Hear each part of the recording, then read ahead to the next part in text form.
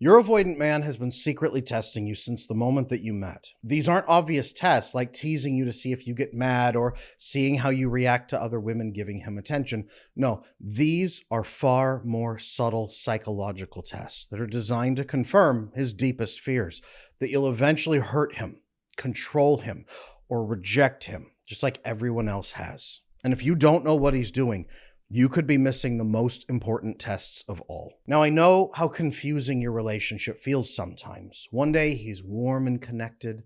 The next, he's distant and cold. And you're walking on eggshells, trying not to say the wrong thing, wondering if you did something to upset him. You start questioning yourself, your worth, even your sanity. The truth is, his hot and cold behavior isn't random. It's his nervous system running these tests to see if you're safe or if you're going to become another person who proves that love equals danger. I'm Adam Lane Smith, the attachment specialist, and I've worked with thousands of couples where avoidant attachment style was destroying their connection.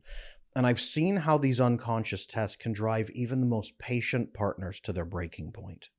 More importantly, I've helped women understand what's really happening so that they can respond in ways that actually build trust instead of confirming his fears. In this video, I'm going to reveal the 7 most common ways that avoidant men will test you, what each test really means about his attachment wounds, and exactly how to respond to each one so that you can build genuine trust instead of failing tests you didn't even know that you were taking.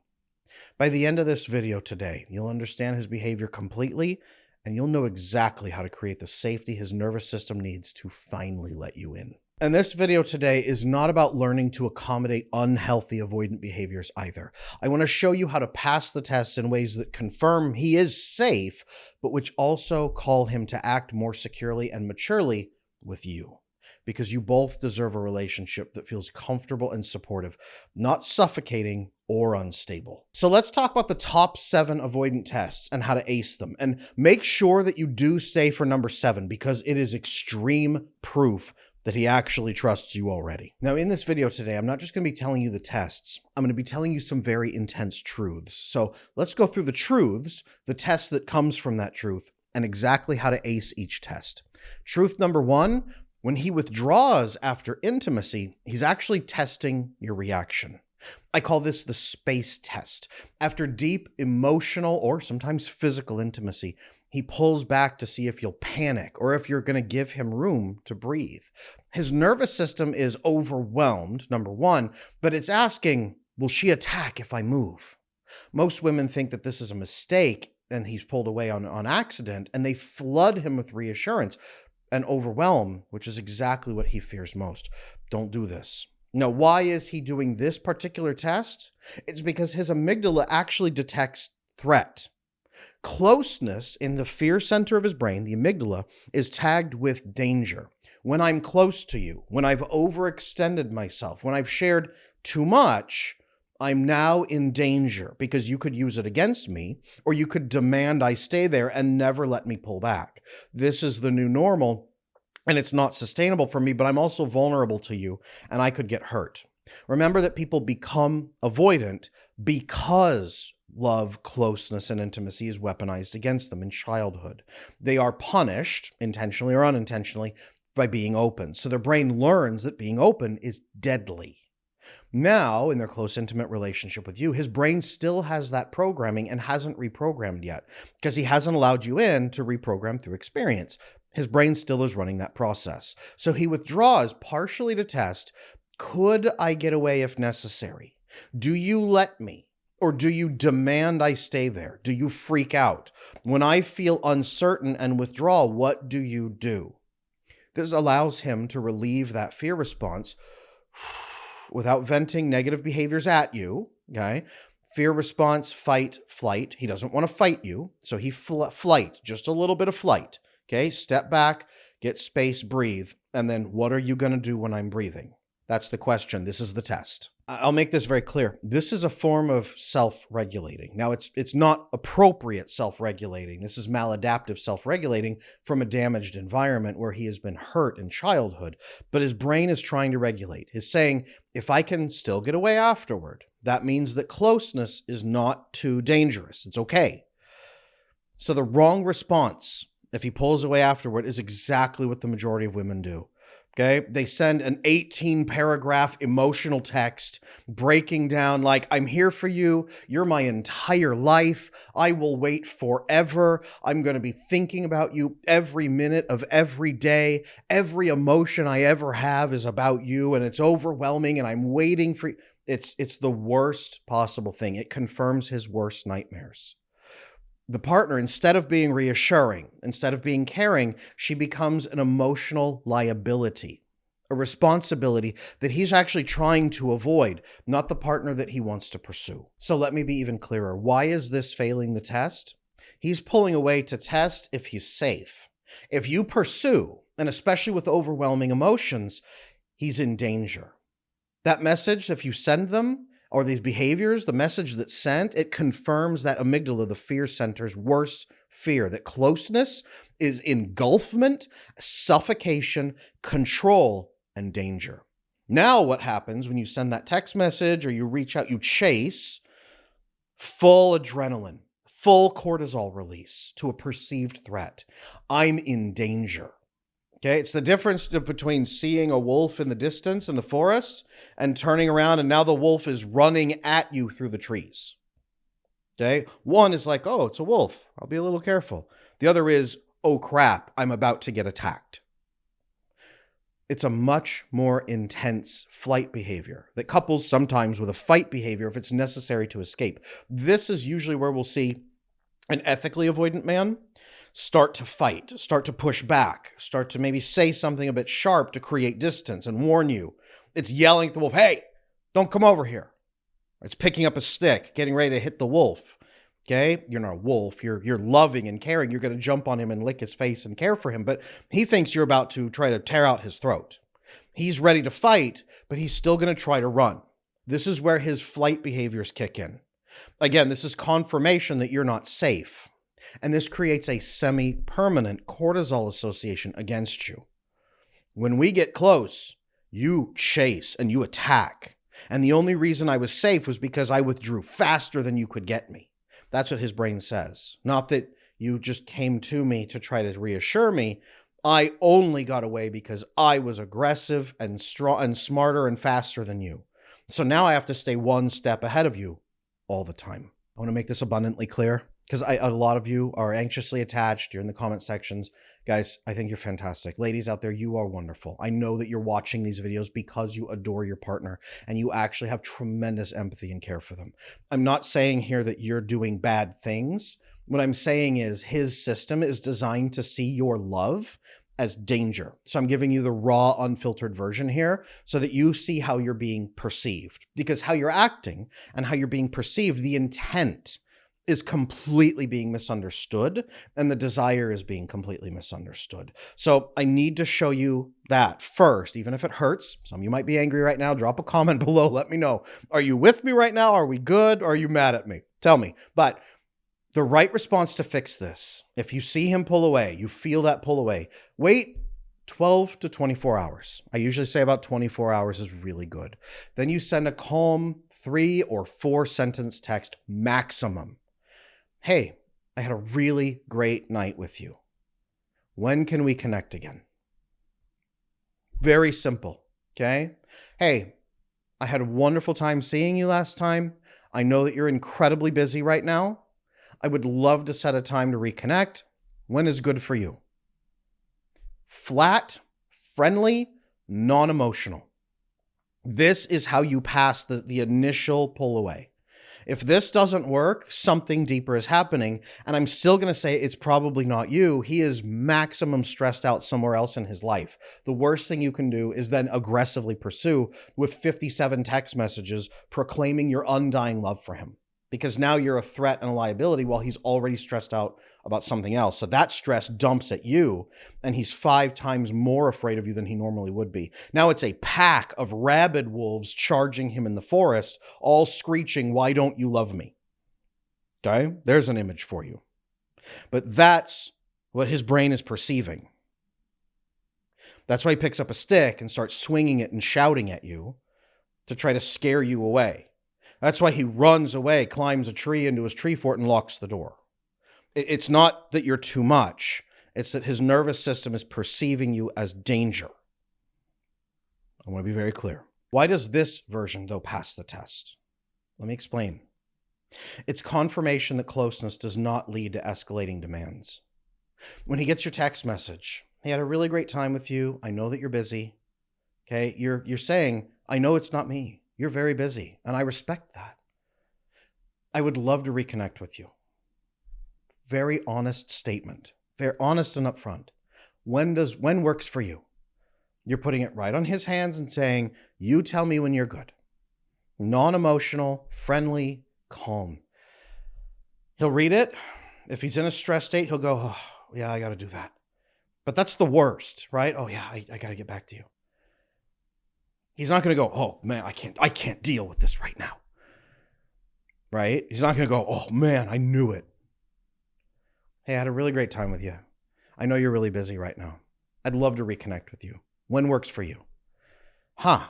Closeness does not lead to escalating demands, control, none of that. This counters his amygdala response. It confirms I'm actually safe. Spending that good time with you that felt a little uncomfortable, it actually is okay. And actually, you're a calm place for me to come back to. Now, his brain looks at you and says, you're like the weekend for me. I have to go suffer over here, but I'm actually waiting to get back to you because I remember how much fun that was. And there's no awful consequences. I'm looking forward to this text message and now seeing you. And then he's going to prioritize, I could make time on Friday night. Are you free at 7:00? These responses, by the way, when you're that, we always talk about be his peace. That's what that means. These responses differentiate you from other humans who've harmed him in the past. Over time, as your responses like this stack, he says, you are so much different. You are an asset in my life. You are my place of rest instead of a place of stress, pain, and demands. You're one more liability to me. He begins to lower his guard around you. He spikes less frequently. He sees closeness as safety. He sees the wolf running through the forest. He's like, oh, that's my best friend coming to greet me.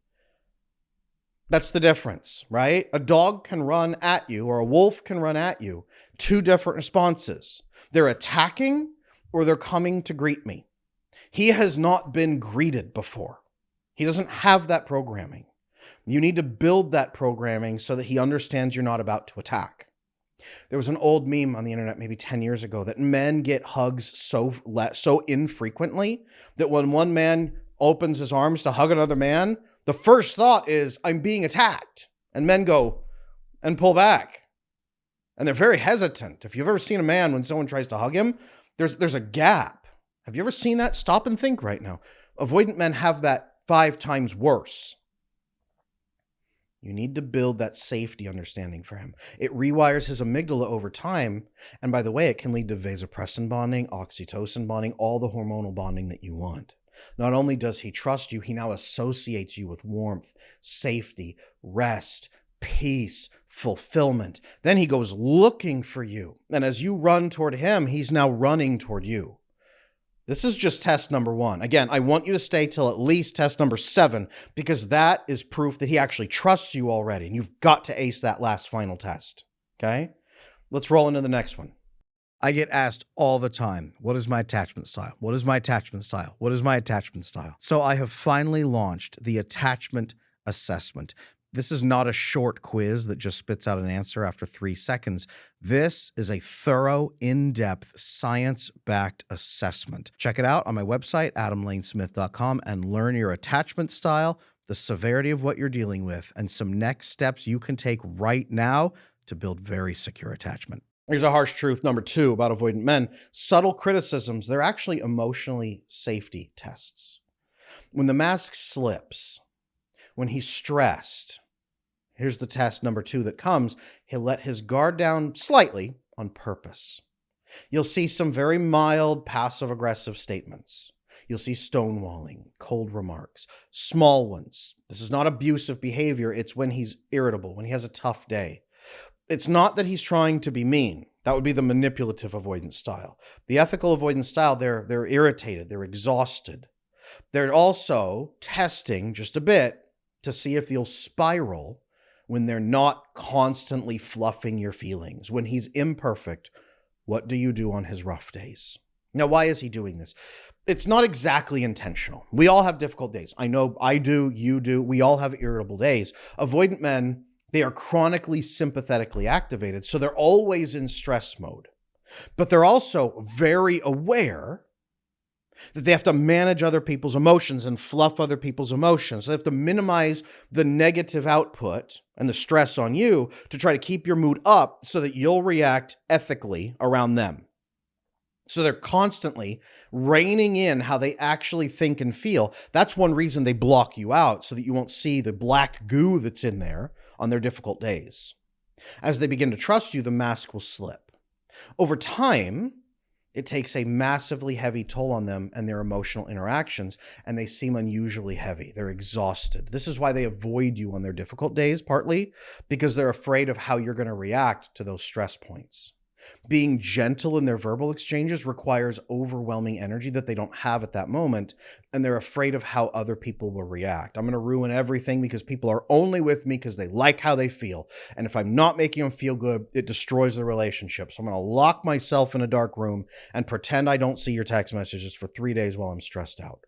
That's one reason that they do that. Now, irritability in avoidant men especially is a sign of high stress, often coupled with chronic burnout.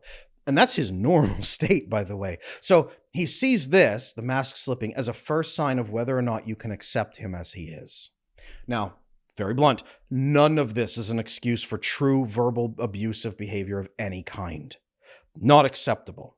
But irritable days are going to be part of him, especially until he learns how to truly refresh with a loving partner, you, and regulate his emotions appropriately so he actually comes out of chronic, endless burnout. So what's the test here? Well, he's really testing, can you stay emotionally regulated when he's not managing your feelings for you?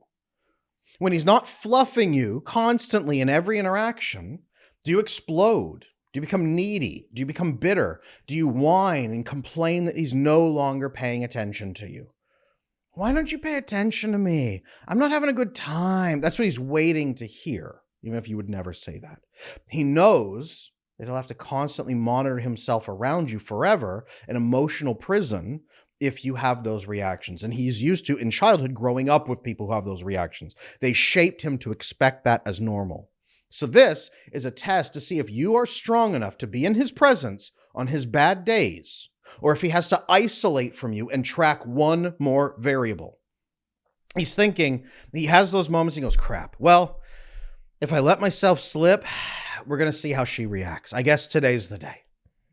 His brain is determining how much energy is required to suppress his emotional expressions around irritability or exhaustion in your presence. What is the minimum threshold I can spend time with you at? How bad I feel. Now, ladies out there, I'm going to say this. I've been married for 16 and a half years. My wife says she actually wants to be with me at my worst moments on purpose to be that peace and that kindness for me. So I know that this guts you when he pulls away at those moments. You want to be there for him, and you also want to help him and nurture him during those moments, not to rescue him, but again, to co-regulate with him and bring him up, to be his peace and help restore him. Not to save him, but to help restore him together, right? Leave me a comment if that's right. Let me know.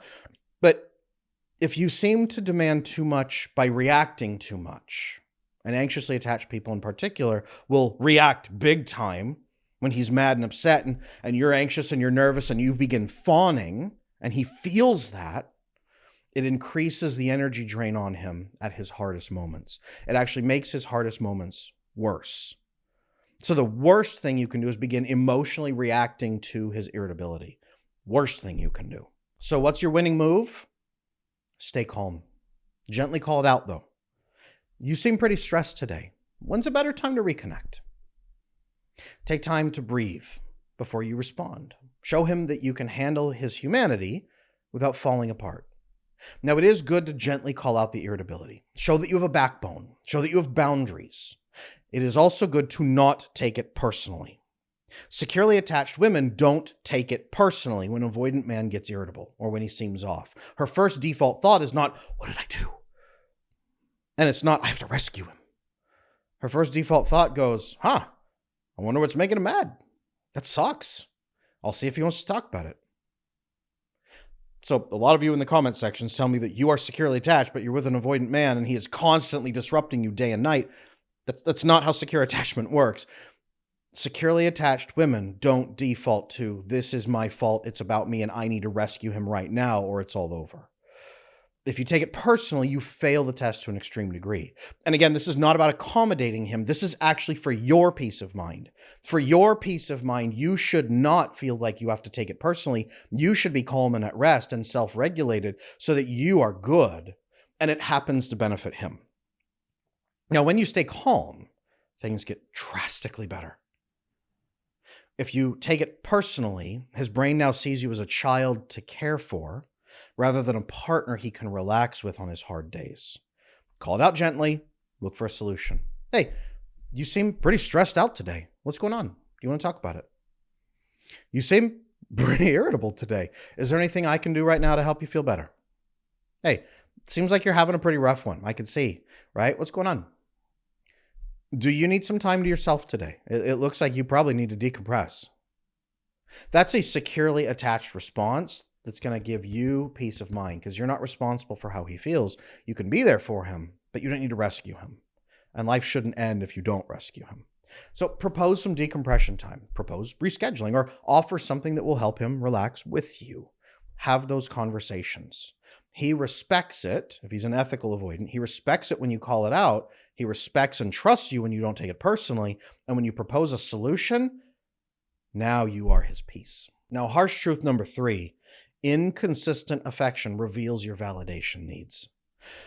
This is the test that I call the warmth roller coaster. One day he is deep and affectionate. The next he's more distant. This isn't calculated cruelty. It's genuinely not feeling it. And he wants to know if you can handle normal human emotional fluctuation. Now, why is he doing this? Remember that avoidant people get overwhelmed by closeness and that they are chronically stressed out and burned out. Withdrawing on those days where he's stressed out, it tells him not only that he's safe to do so, but also that you're capable of being self-sustaining on days when he's not available. This is a little bit deeper of a test. It's similar to the other two, but what he's testing here is, do you feed yourself? Or will you starve and die without him? The other tests are, am I safe? And can I relax? This test is, are you a child? It's a validation trap. He's testing if you're an approval addict who needs constant daily affection to survive, or if you can stay steady when he's not actively reassuring you at every moment. He's not looking to adopt a child. And again, from his perspective, that's how you will slot. I'm not saying you are. That's how you will slot. And if you require constant upkeep, especially on his hardest days, that's how he will see you. His response is, dang, we just had a great day yesterday. And now you're chasing after me just because I'm stressed out and I haven't talked to you in 3 or 4 hours. Like, what? I don't think I can. That's why they go, I don't think I can do this. His brain will tag you as a liability instead of a trusted partner. Now, I'm going to say this. It's perfectly acceptable to want your partner's time, their attention, even their approval, because you want to know that your partner likes you. But craving it and chasing it and demanding it even creates immense stress for him. And when I say demanding it, I don't maybe mean sending him angry texts saying, how dare you not speak to me? I mean the bids for attention that are so undeniable.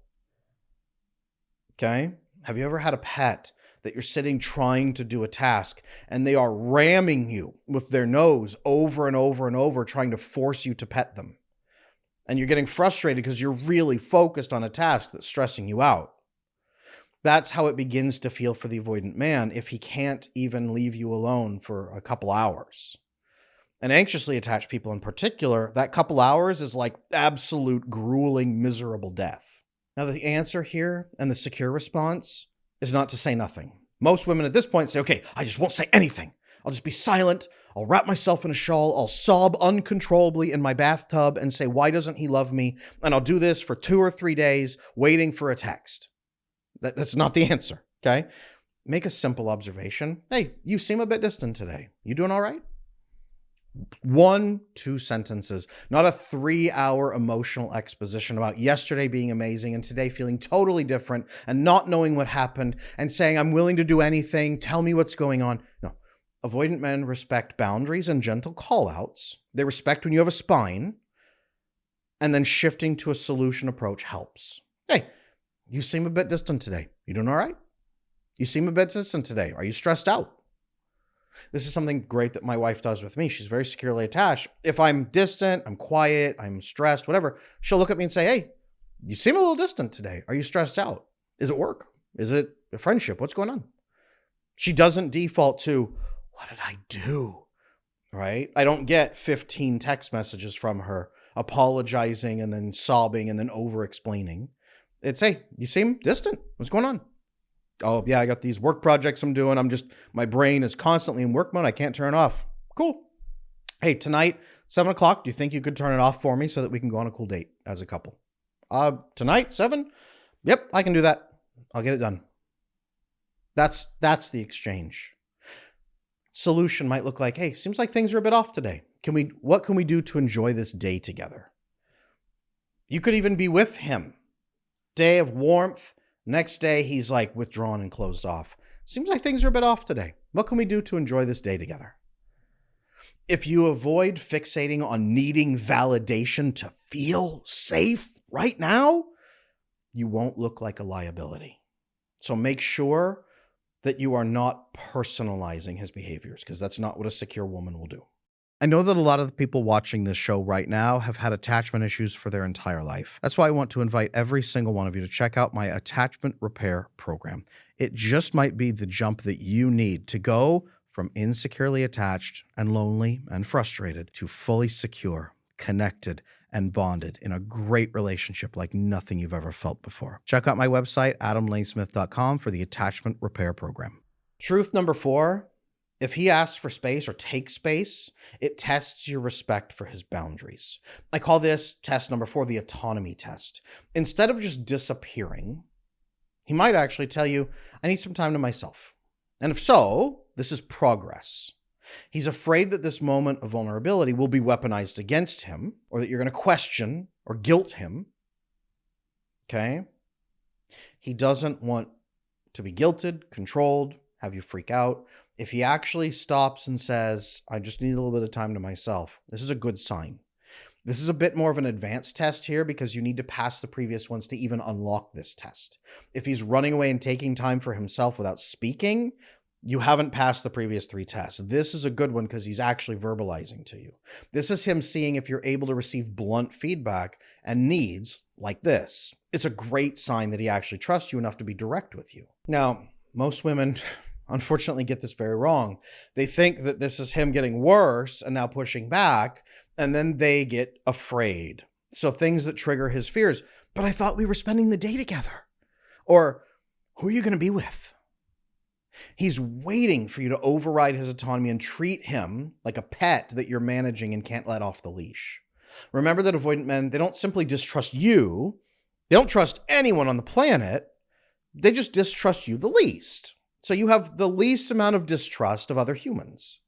He's going to have a very hard time believing anyone is going to care about him enough to receive his needs graciously.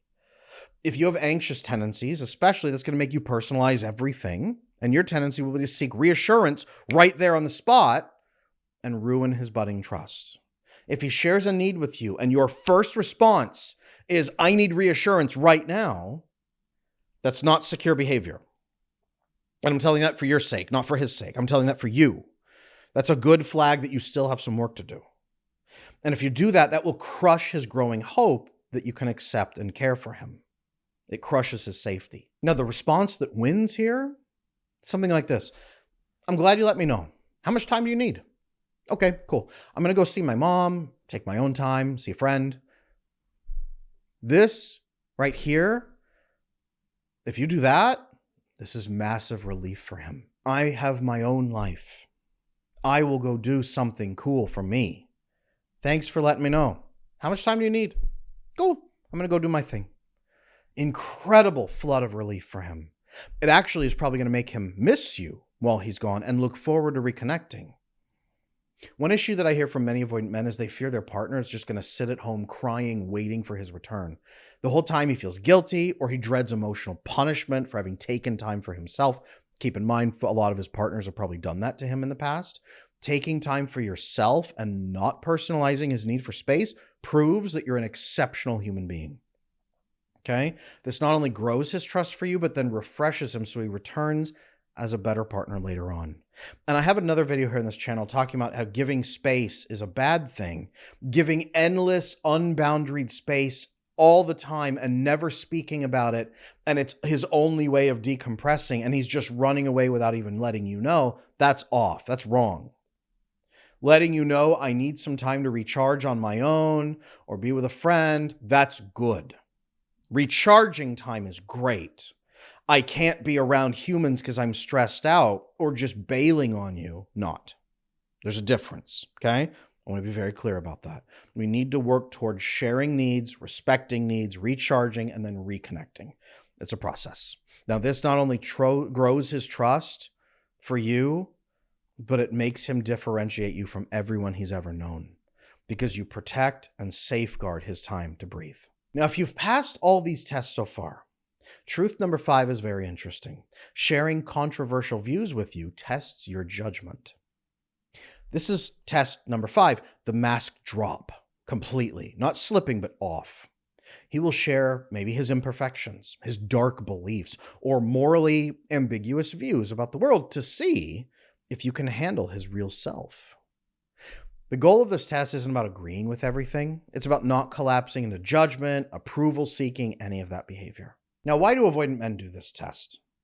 It's because they're in constant survival mode. The inside of their mind feels very dark.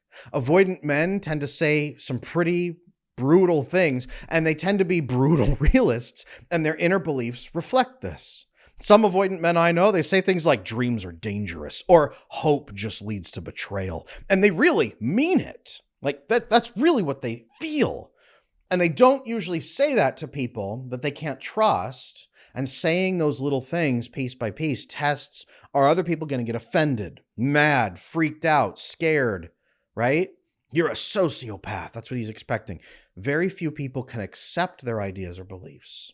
Most argue with them or get offended, get pissed off. That's not how the world really is. Now, this is useful to him because it weeds out liabilities.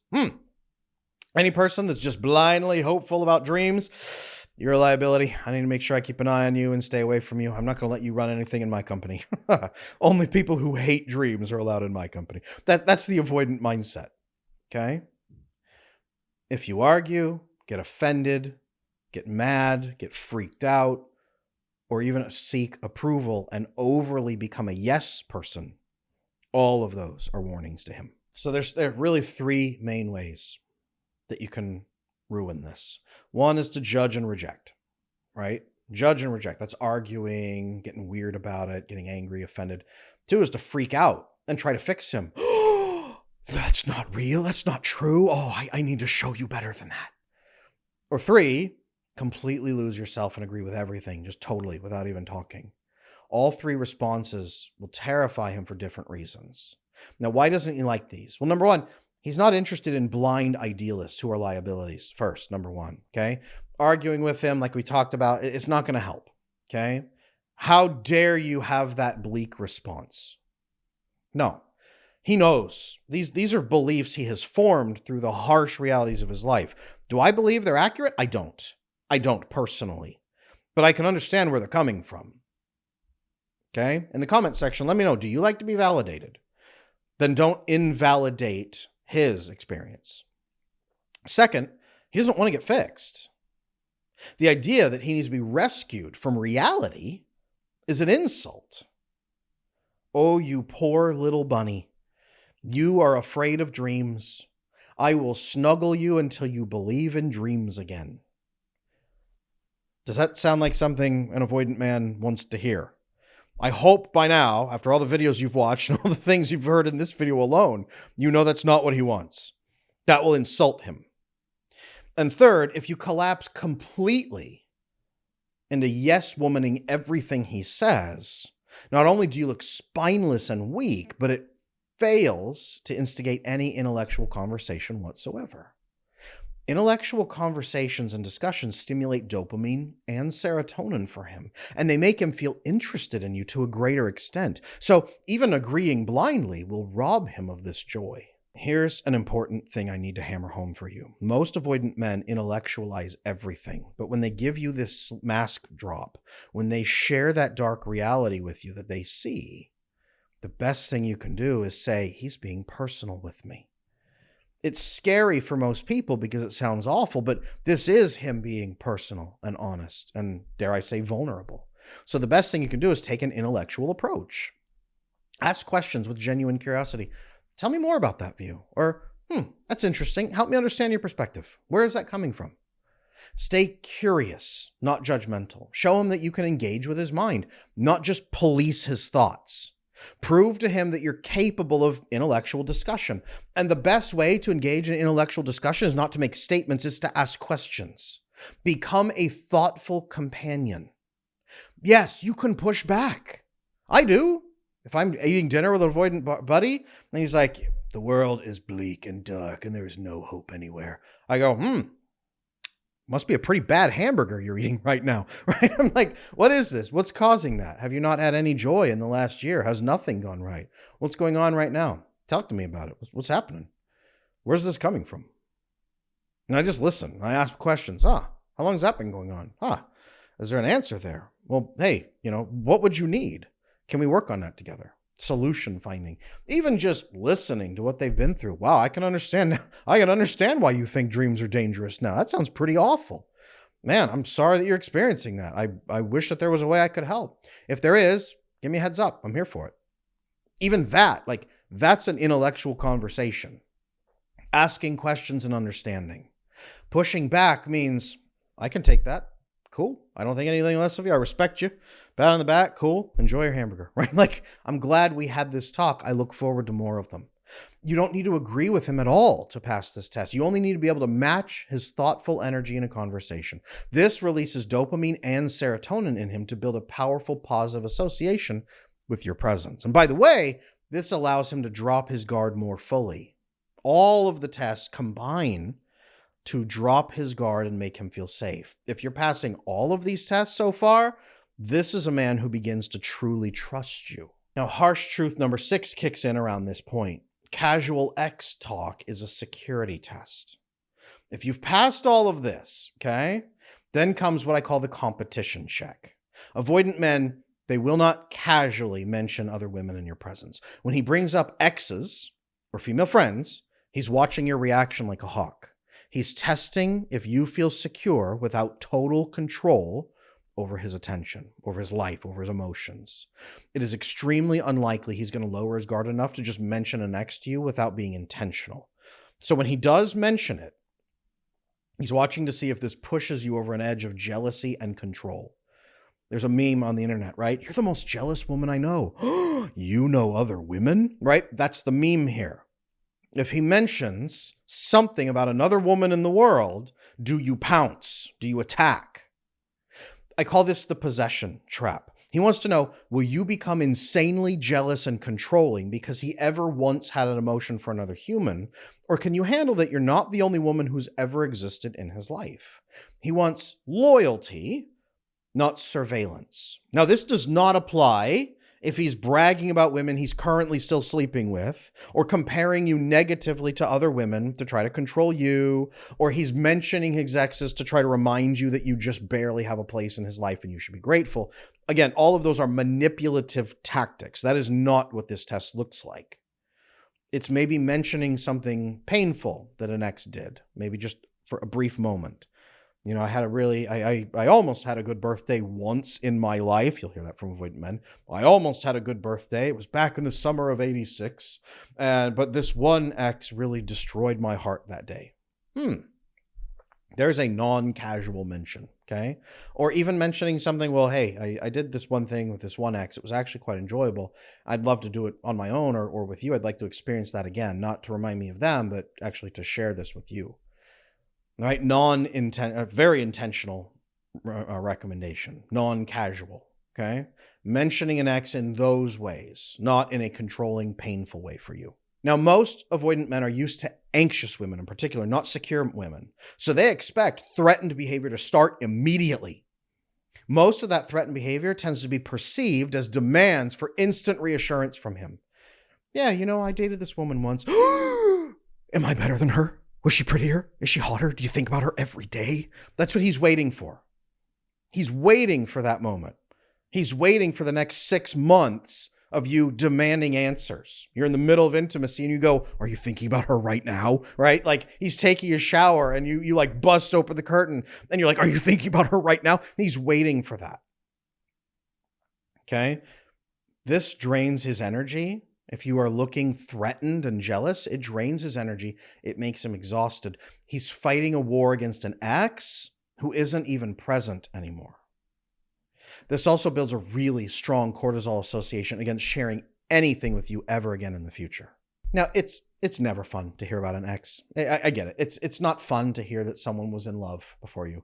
If it was his previous wife or a dear love that he lost or something like that, right? It's never fun.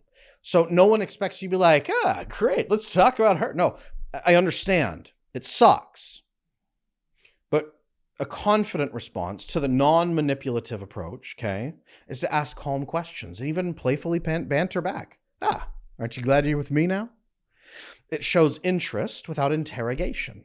Remind him why he chose you instead of trying to erase his past. It's good to show interest, okay? It's bad to be competitive against ghosts, exes who aren't even present anymore. If you need to ask, you'd say, what's the difference between us that you didn't have then? And what can we do to make sure it stays that way? Okay? Data about the past should give you solutions for the future, not lead to feeling threatened. Most avoidant men will say, if I liked them, I'd be with them. I'm with you now. Why are you freaking out? You might have heard that before. Let me know in the comments if you've heard that one before. But that's passing the test. Ask questions for solutions. What split you guys up and how do we make sure we don't do that? What was it you enjoyed about that and how could we do that better? Even if it's something sexually he did with an ex. Hey, I'm sorry to bring this up, but there was this one thing that I did try this one time that was wonderful. I'd love to give it a try with you. Anxious women will hear, you had sex with somebody else and you're thinking about them all the time and I'm not good enough and that's why you're still... No. Hey, what made that fun for you and how could we do it better? There's a smart approach. Okay? Don't feel threatened by the ex if they're really out of his life. Build with him. If you've passed all these tests, number one, you're probably fairly secure yourself, which is great. Well done, you. Number two, you have peace of mind because not leaping into those tests the wrong way is going to help you feel better. Again, like I said, none of this is about accommodating him. Notice none of this is tolerating abuse, dealing with crappy behavior, putting up with it, babying him, walking on eggshells, none of it. All of this advances your side and helps you get your needs met so that you understand and feel better. Very clear. If you've passed all these tests, it leads to truth number 7. Leadership tests reveal long-term potential. I told you, test number 7, when he really trusts you, this is the big one. I call it the co-executive test. If you've passed the other tests, he will step back in certain areas to see if you can lead without his constant guidance. Can you handle ambiguity and make decisions? Or do you fall apart without his direction? This is a key moment in your relationship, so do not miss this test. If he asks you to take on tasks, if he gives you something to do, you manage this area, please. You're better in this area than I am. Please tackle this for me. Can you do this for me? Can you handle this task? He's asking a crucial question. Is she somebody that I have to manage like an employee that I can't trust with a task because she'll screw it up? Do I have to do everything alone myself? Or can I trust her as a co-executive with me in this relationship? Can I trust her with tasks and turn my back knowing that she's going to come through for me? This determines whether he sees long-term potential with you or not. I want you to remember that most people in his life have failed him. He's used to disappointment as the default. He gets angry at himself more than anybody else for having trusted somebody. At first, he gets angry at someone for letting him down, and then the anger goes inward, and he blames himself for ever having bothered trusted someone again. That's what he expects. That's the cycle he expects to see. Reaching this test at all is a huge show that he believes you might be an exception. To fix this and to lean forward and build a great relationship, step into that leadership role. He's actually sharing leadership with you. Ask clarifying questions. What do you need from me? What are the expectations? What are the KPIs, key performance indicators? Use business language. This is great. My video course, How to Love an Avoidant Man, shows you this executive language. Okay, it shows you what to do. My video course, How to Build a Secure Marriage, shows you exactly how to get his needs structured and your needs structured, and then negotiate on that and build capacity. So either course will show you exactly what to do based on the situation. But ask clarifying questions, understand what's needed, understand the stakes, then take initiative in planning and make decisions confidently. Show him that you can be a true partner who adds value rather than someone who constantly needs emotional management and direction. This is not, by the way, about perfection. You will never be perfect, and he doesn't expect you to be. He expects you to fail and disappoint him because everyone has. It's not personal. He doesn't think you're a failure. He thinks humans are always failing. This is about putting your best honest effort in and communicating about challenges. Okay? We said before that avoidant men never trust anyone. After passing all these tests in this video, you're now the exception. He's trusting you. This is your final test. Think of yourself as running operations while he handles marketing, sales, development. You're the ultimate chief operations officer, COO, okay? He's testing to see if he's finally found the ultimate executive partner to take his life to the next level. The question here is, can I trust you to guard my back? I said at the very beginning of this video that avoidant men are in survival mode. Life or death stakes everywhere. Can he trust you with tasks so that he can move his structure to something else? Instead of working 100 hours a week, he can give you 20 hours of work and work a measly 80 and get 20 hours back. That's what he's asking. Can I do that? Or will you screw up those tasks so bad that I now have to work 110 hours, an extra 30, not only to undo the damage and then do the task itself? Okay? Worst thing you can do is say, oh, okay, I'm going to figure it out myself alone. That's what anxious women do. Secure women step in and say, I will do this. I need to understand the parameters, what's needed, what are my resources, what's my KPIs, key performance indicators, when do you need it by, and how should I communicate any challenges that come up? Should I let you know immediately if something pops up? Do you want me to take a stab at solving it? What's going to work? You step in and say, how can I be the best co-executive to you? What are your expectations? Cool.